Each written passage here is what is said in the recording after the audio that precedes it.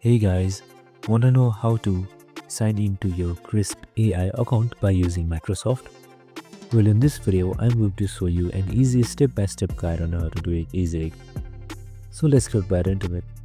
Now, first off, launch your favorite browser and type in Krisp AI. Once you've done that, simply click on the first link right here. This will direct you to the Krisp AI's official website. Now once you are in the page, now on the top right side right here, there is the sign in button. Left click on it to open the sign in page. Now you are provided with various options. Continue with Google, continue with Microsoft or your work email or personal email. Now since today we are doing it Microsoft, just simply click on it. Now here you need to type in your credentials.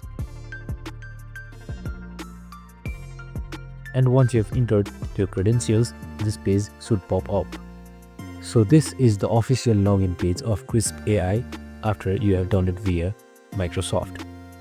And that's it. I hope this video helped.